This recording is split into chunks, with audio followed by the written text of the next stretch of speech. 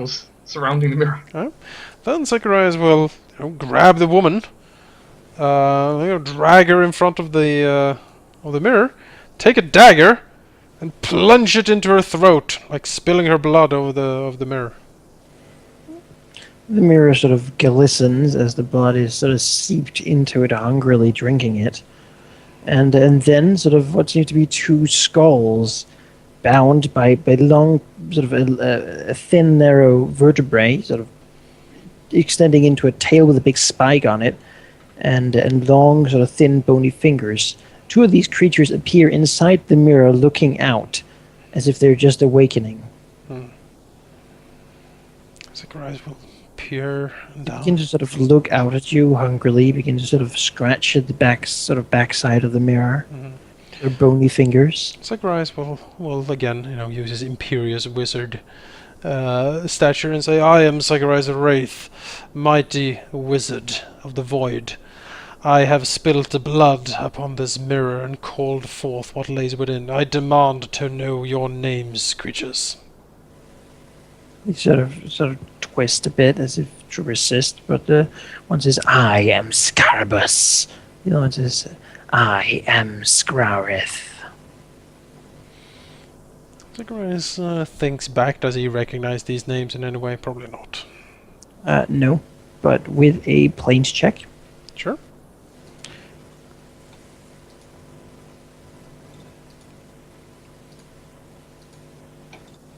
He knows that these are bone devils. Ah. Zacharias looks at the mirror. You are then bound within this mirror. Correct. Yes, we are. However, if you smash it, we can serve you fully. Zacharias smiles a bit. It's a prison made by the fools. They sought to destroy us, but they could not. Zacharias nods. I see. Very well, then. I am familiar with your kind. He sort of smiles. We are ourselves currently in the employment of Hell. As such, a mutually beneficial contract to ensure your loyalty seems to be in order, does it not? Yes. We cannot bind, however, as long as we are trapped. We can only talk. Sort of claws hungrily at the inside of it. Mm-hmm. Azurius has already got out a quill and paper. Yeah, this is Azurius is the best at contracts, right? I'm a living contract. What do you expect? The other one spits. We can sign nothing, do nothing, scheme nothing. But you can promise, can you not? And the promise of the devil is binding in hell. Zacharias smiles. But our word means nothing from in here, my lord.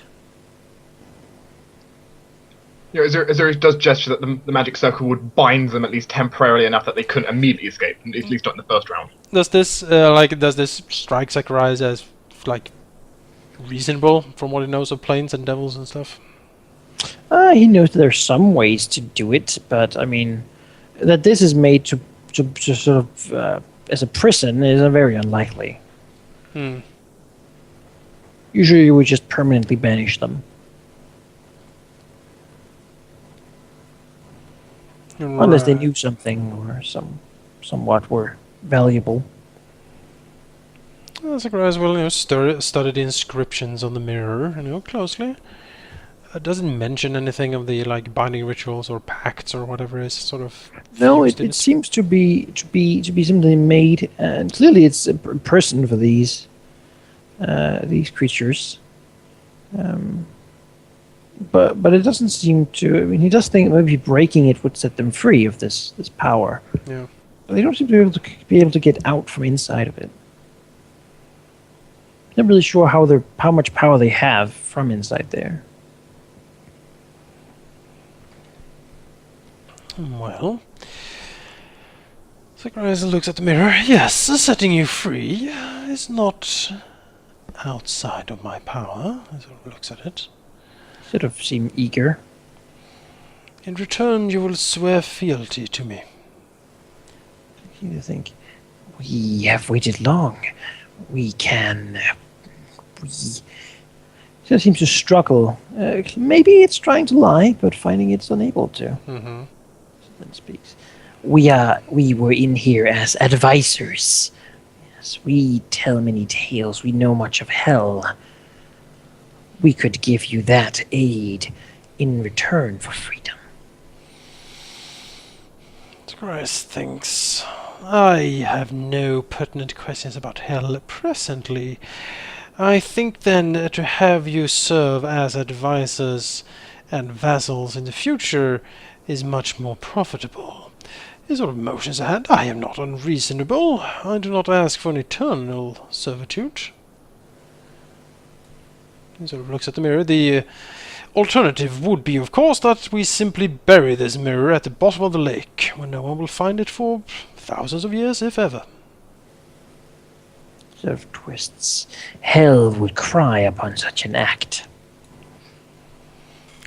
The grass smiles. Of course. That is why I am offering this much more beneficial deal to you. A year, then. A year of service for freedom. Zacharias thinks, you have been locked in that mirror for a very long time. I don't know exactly when the order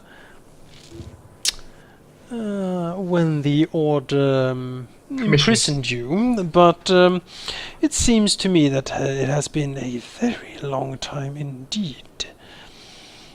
As such, not imprison us. As such, how about instead we make it 10 years? You sort of frown and squirm. 9.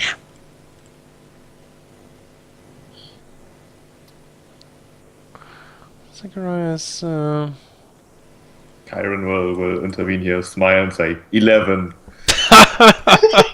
Yeah, just keep going one out every time they say. I'm perfectly happy with 9 years. That's a long time. Angered at Kyron as they sort of begin to retract from the edge and says, in that time we will have found someone else. Zacharias snorts. Don't listen to that buffoon. He does not speak for us. Draw from the 9 9 years is sufficient. As 9 years of servitude for the 9 years of hell.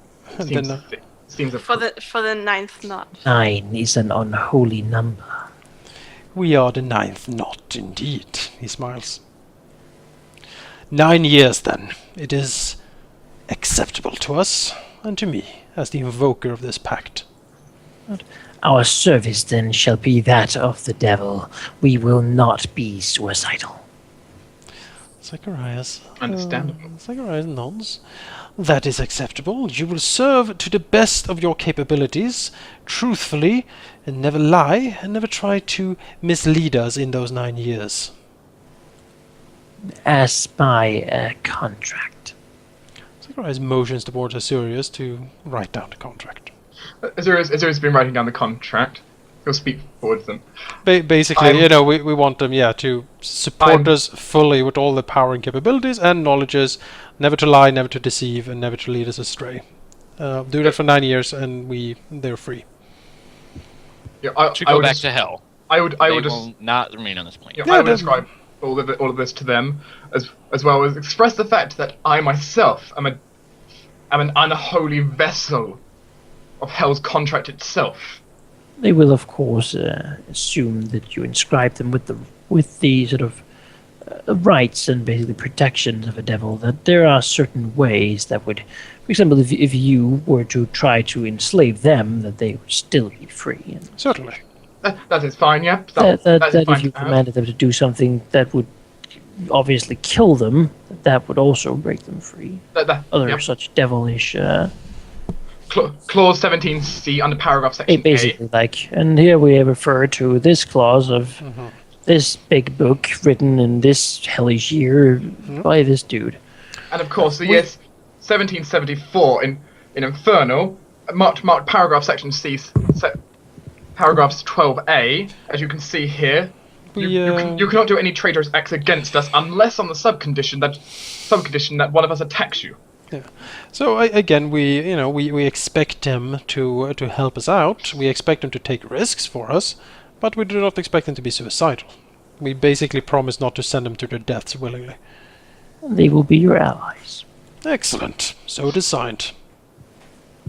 You sort of stir and scratch upon the surface of the mirror. Break it. Smash it. Destroy it. Free us. If I may. Looking at the It sounds too much like Gollum. Let us stay like stay in there. So yes, again, if we break this, they are trapped in the circle. Well, they have promised and sworn and stuff. I guess Yeah. that. They're also trapped in the circle until I dispel it. So. Yeah. But that would hold, right, Malachi? From what Zacharias knows of the planes and stuff, like such binding oaths from the devils. would Sure, actually- there you have to pass a save to get out. That doesn't answer anything. I mean, it wouldn't be easy for them to immediately escape. That's the point. Oh, well, I'm trying to suss out if they're like, if I break this, they're like, now we're free. We don't have to do anything. Whoop. Only one way to find out. As I mean, they usually wouldn't. But who knows about these ones? That's true, I guess. Devils are individuals too. It's They're true. unique ones. It's true. I like Dester the best though. Deserter's pretty good. Yeah, all right, fine. Let's break the Just mirror. know that the bone devils are unknown for their mastery of deception and trickery. If I may, Zachariah. Oh, You goody. may. Well, so, Zacharias was also the one to. We might as well do it together, I suppose. Would you like to have my mace? How would you break it though? It seems quite sturdy. I have disintegrate. That should do it. very, very, very well. I disintegrate while I uphold the divine circle around it. Alright, Zacharias will weave his magic and fire off his disintegrate on the mirror. It'll hit and then sort of begin to vibrate slightly almost, and then as it resonates, it just explodes in a rain of this obsidian. And from this sort of a cloud almost of cold smoke, these two bone devils creep out, and then instantly disappear from sight. Are they? Well, they can't just leave. Well, They can disappear from sight. they can turn invisible. Yes. Okay, see invisibility. Zacharias will say, Ash can see them stand there, sort of they're low to the ground, clearly not liking being sort of out in the open, steering towards the corners of the rooms and the corners and such. Zacharias will, then say, then as per the contract, we're holding forth the. Look, I hold forth let the us divine papers. free, or you will violate that contract. Yeah, I place forward for the contract for them to officially sign to make it all official. They'll place their marks upon it. And then upon doing that, Azuris, once checking they have done it properly, will step back and will dispel the circle against evil.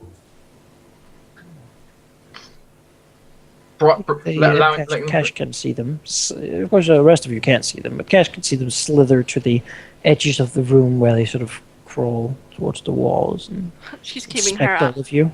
She's keeping her eye on them. Let's see here. Oh, let me just quickly read up on the Bone Devil if I can. Zacharias will ask them more precisely to reveal their powers and capabilities. Speaking sort of almost as if taking a sentence each, we are infiltrators. We find information and go to places where others cannot. We are not assassins or fighters. We are spies of hell. We are always unseen, and we can move at will to any location which we know. Zacharias nods. Then he says, by the names you have given me, I can call upon you, correct? Sort of, we will hear whatever you say when you speak them first. Zacharias smiles. Excellent. Then, for you. My first order is to stalk out of here and out of the Vale. Start by going around, gather information for your lords. We are on the cusp of full war against the Telengardian monarchy. King Marcadian V is on the move. I wish to know everything that his army is currently doing. Find that out for me. Where would we find him? His army, as Zacharias thinks on the map, it is most likely marching up from the south. Do we have a map of Telengard here? The amount of Garson Hall map there is. I think there's one in Gaston Hall. There is one Garson Hall. I can Ah, bring yes, there we go. one. We cannot simply go anywhere. We will need to know the place first. If not, we can move quickly over land. Right. Wait to a location and we will go there. So let's see here. Davrin is the seat of the king, right? No, that's Matherin. Oh, Matherin. All right. No, So, if you want him to go to Davrin, I can give him a very good description. let's see. So Matherin, and this is where we think the king is, right? And we know he's on That's the. his seat. Yeah, right. And we know he's on the march, correct? He's moving north. It is winter. He's at least gathering his armies, from what you know. Last Yeah. time. I mean, if we want to The catch Fire Axe was very worried about him going to support Davrin. Right. Right. if we want to get them halfway, I guess we could go like Brand, just go teleport them too. Well, let's see. If you're in Davrin, how is there any way to get to Gaston Hall? Like, do you cross the mountains here? Where's it up There's, here? there's a mountain crossing. Generally, you would cross the mountains. However, most people don't do that. Most people don't really travel between the two. Davrin is known as basically a city of tradition and sort of discipline. And the people of Gaston Hall find that's incredibly boring, and the people in Davrin find the Gaston Hall people to be completely frivolous and throwing away their heritage. So, they mostly people sail from one to the other. Right. So if you were to move an army from Davrin to Gaston Hall, you would use ships? Usually you would walk, although it is quite a bit of way. Yeah, it's easier than taking a ship all the way on, because that's a long distance. Zacharias will then say that they should go, out from the Vale and go, take the route towards Davrin. He will show them on the map. Scout the land. Watch for any signs of the king's army. If they find it, infiltrate and gather as much information as possible about its whereabouts and what it's actually doing. Here's a question: do they have any ability of movement other than just walking? Like, what do they have exactly? They fly. If nothing else, make themselves towards Davrin and start checking there, because if the king is going to Davrin, it might be a good way to look around. We will go to Davrin, my lords. Okay. I was just curious because I know what's going on there. Because I know a lot of outside and stuff generally have plane shift or greater teleport or They teleport. can teleport. Then Zacharias... I can give them a very good description of Davrin if they want, so they can just teleport there. Then Zacharias will nod and say, "Go then, and bring the gift of knowledge to your masters." Right, they disappear in little whips of icy smoke. Sweet. A good binding in the morning. It's always good to feel refreshed. Well then, now that is taken care of, I think we are prepared to attack the angel at last. Yay! Yay! How much downtime did we have now? Like, at least an entire day? 2 For days this, probably. Yeah. 2 days probably. Well, at some point during one of the downtime days, someone would visit Zacharias when he's alone and vulnerable. I mean, available. Yes. So- Zacharias can be found in his study, poring over like the probably the Codex of Badamus the Stargazer, because that's interesting. He would perhaps see, perhaps hear a certain dragon just strutting into his room, just behaving like he owned the entire place, because he certainly thinks that he does. Zacharias will slowly look up from his book and look at Telemundus and say, well, if it isn't Telemundus. He sort of looks around. Well, by all means, you are welcome in my chambers. He sort of leans back, closes the book. Telemundus will sit down, his tail like moving back and forth, hitting things, sounding like a horribly out of rhythm metronome, as he doesn't really say anything. He just looks at Zacharias and then nods towards the open spot on the floor right in front of Zacharias, looking at you expectantly. Zacharias looks at Telemundus and say, I will not sit on the floor, Telemundus. I do not fare well on hard floors. Last time I was forced to stay at one was in prison, and I do not enjoy that feeling. Yes, I remember. Well, not me, of course, but you understand. Anyways, that was not exactly what I meant, but I didn't expect you to understand anyways. Never mind. I believe you wanted to speak to me, but I don't feel like answering any of your questions that you undoubtedly have. No, instead I have a proposal of sorts, a deal, a trade perhaps. I think you kind of like those, yes? Zacharias puts his fingertips, against each other and sort of peers over them towards Telemundus and says, yes, if they are profitable and fruitful and bring me power, I am interested in such deals. Oh, what I have in mind will bring you all of those, I'm sure. Well, what I'm offering is simple but significant. I'm offering my continued assistance. I have been forced into your group. I'm forced to help you in your endeavors, but I'm offering to do so willingly, more or less, at least. Zacharias smiles and says, I see. And you specifically. And why me, if I may ask? Do you not feel yourself worthy of my assistance, then? Oh, of course. I would not. I will not turn down such an offer for assistance. I'm just curious why you chose me. Oh, well, you misunderstand. It is not an offer. It is a trade of sorts, a deal, perhaps. I see. So then it is something only I can provide in return, then. Telemundus narrows his eyes slightly. Not exactly. It doesn't say anything. Zacharias narrows his eyes too and peers at Telemundus. Then I bid you speak up, Telemundus. For if it is to be some sort of deal between us, I would need to know more than what you are proposing. Well, I've made my offer quite clear. And I think you know what I want.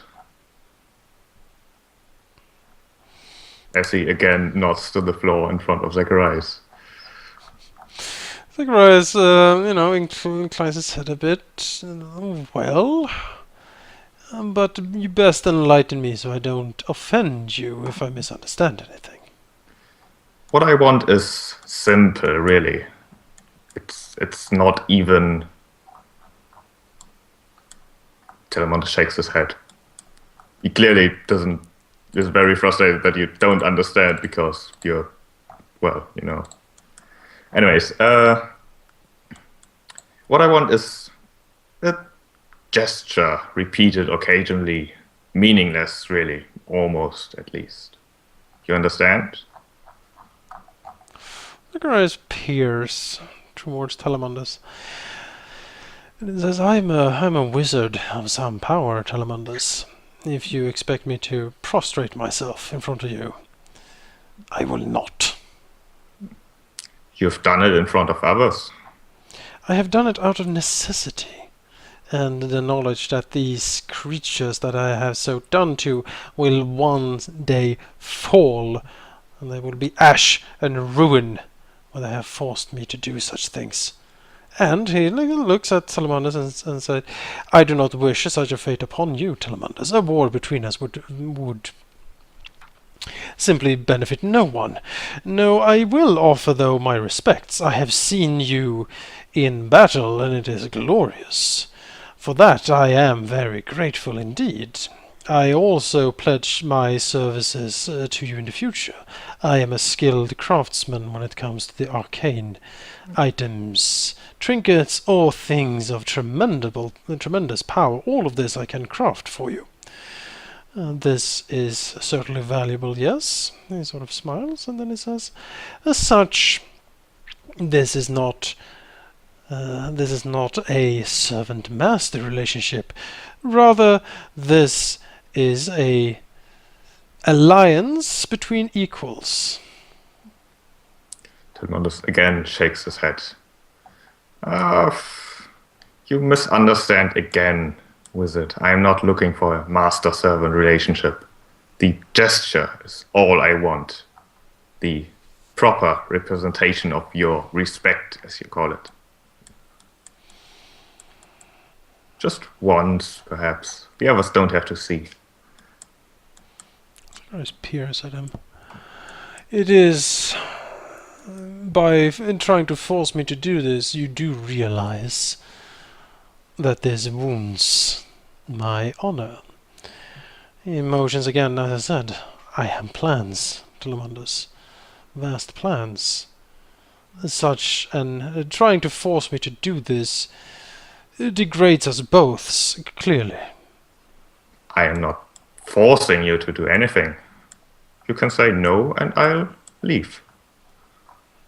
I will be very sad, of course. He leans back in his chair, thinking to himself. I do not wish to make an enemy out of you, Telemandus, and I wish to have you as an ally, but I will not bow to you, because you are not my master. I respect you and your powers and your draconic heritage. It is fascinating to me. I have no doubt that your story is intricate and interesting, and I would love to hear it at some point. But this, he sort of motions towards the ground, this is not something I am prepared to do. I bow only when it is absolutely necessary. When I am forced to do so, and those people will be destroyed in the end, all of them. Surely you do not want that to happen to you as well, or me attempting it. You see Telemundus' smile widening ever so slightly as he nods as if to himself as he confirmed some sort of prejudice almost. And very well. This incident shall not have any effect on our future cooperation. Let me assure you that. Though I have to say I am saddened that you do not agree with my expectations. But I am not one to think overly much on that. Sakurai smiles. There is changes coming, Telemundus. My plans are vast. And soon, I hope, they will come to the fruition I seek. And at that time, you will be content not to have me, not to have tried to force me to bow before you. Perhaps then you will truly look upon me as an equal. I doubt it. As he smiles. Very well, my time is very limited, I'm afraid. As a gesture of good faith, perhaps, ask one question. I know you have many. There is peers at Telemundus. Then, let's see. Tell me this then. Are you a manifestation of the blood that runs through Chiron, or are you a draconic spirit inhabiting him? Telemondos cocks his head slightly. Straight to the point, I say. I said I would allow a question, but I did not say I would allow an answer. Sakurai smiles, of course. However, when we first met, you called me the other half. The other half. Yes, I Well, did. what would it imply if I was not? Indeed, that is something that interests me. You are certainly a manifestation of draconic power, which I have seen in Karen for some years now. So looks over him, but you are not the manifestation I expected, I must say. His outwardly inclination seems to suggest a red dragon. Good, you can see 2 colors at least. I'm surprised. And kill a third. Yes, that sad incident. A rather pathetic fight. Yes, it was not what we dreamed of it, definitely. Well, I believe you have your answer, and as I've said, my time, I'm afraid, I've better things to do than to bicker and answer your questions. Perhaps in the future I would be more inclined to give more elaborate responses if you show the proper behavior. Oh, Telemundas, you are ever the delight. Sakurai's motions towards it. I am happy we had this little meeting. Well, Telemundos frowns one last time as he turns around and leaves. Sakurai will turn to his book, mumbling to himself and preparing to fight a damn angel. What an asshole. Which one of them? Hey now. That is the question. Yes. I think who's the bigger asshole? That's what both are trying to find out. Who's the haughtiest? I like how you've got Chloe as like a door guard, by the way. Yeah, She's the lookout. but there is a message on the door. Teacher's coming, run! Knock first, I think. I mentioned door, go. Sakurai will scry on the roof. You can do whatever you want. Cash doesn't care. I like to watch. You can have a chair if you want. We want in to- a corner. Yeah.